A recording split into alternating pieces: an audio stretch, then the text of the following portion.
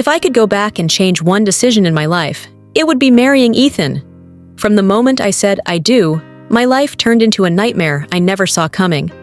Or maybe I did see it. The red flags were there, bright and obvious, but I ignored them anyway. Why? Because I thought love was enough to fix everything. I was wrong. My best friends, Maya and Zoe, tried to warn me. The night before the wedding, they begged me to think twice. "Emma," Maya said, "are you sure about this? Ethan's relationship with his mom seems a little intense." I laughed nervously. "It's not a big deal. He just loves his mom. Isn't that a good thing?" "Sure," Zoe replied, "but there's loving your mom, and then there's this." I ignored them. "You guys are overthinking. Once we're married, everything will settle down." But it didn't. 6 years ago, Ethan swept me off my feet. He was charming, attentive, and everything I thought I wanted. But even then, the warning signs were there. I just chose to look the other way. Barbara, Ethan's mother, was deeply involved in his life, calling him frequently and influencing his decisions. At first, I found it endearing and joked with Maya and Zoe about him being a mama's boy. But Maya didn't laugh. "He's a grown man, Emma. Don't you think it's odd that she calls him 3 times a day?" I brushed it off. "They're just close. It's fine." It wasn't fine. When Ethan proposed, I was thrilled. But the engagement quickly turned into Barbara's project. She took control of everything: the venue, the guest list, even my dress.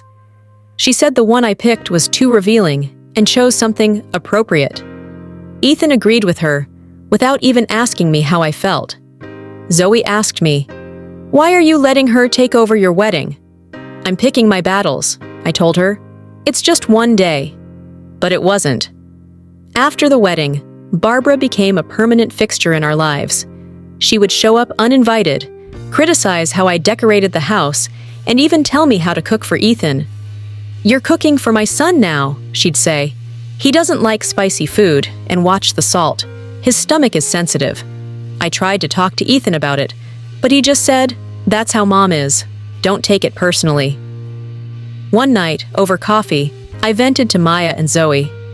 "I feel invisible," I said, tears streaming down my face. "She's controlling you through him," Maya said, "and he's letting her. This isn't normal." But I didn't leave. Things only got worse. Barbara had access to Ethan's credit cards and made purchases without asking. One day, I overheard Ethan asking her for permission to buy a car we could easily afford. "Why do you need her approval?" I asked him later. "She's just looking out for us," he replied, like it was the most normal thing in the world. And then he convinced me to quit my job. "You don't need to work," he told me. "I'll take care of us." At first, it sounded romantic, but soon, I realized it was a trap. Without my job, I had no independence. I was completely reliant on Ethan, and Barbara loved it. She started pressuring us to have kids.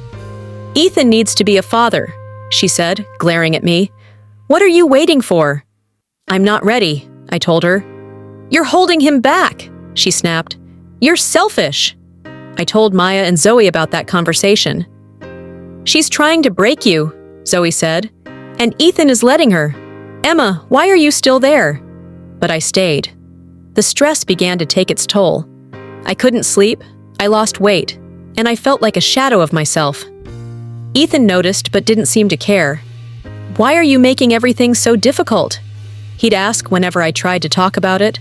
And then, one day, it all came crashing down. Barbara came over uninvited, again. She and Ethan were arguing about furniture she wanted us to replace. I tried to speak up, but Barbara cut me off. "This is a family matter, Emma. Stay out of it." That was the last straw. My chest tightened, my vision blurred, and the next thing I knew, I was waking up in a hospital bed. The doctor told me I had been under too much stress. My body had finally given out. Barbara came to the hospital, of course. "She's always been weak," she said to Ethan. "Maybe she's not the right one for you." And Ethan? He just sat there, silent.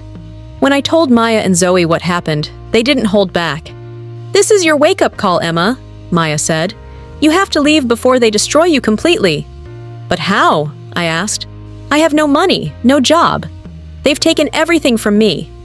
You have us, Zoe said. We'll help you get back on your feet.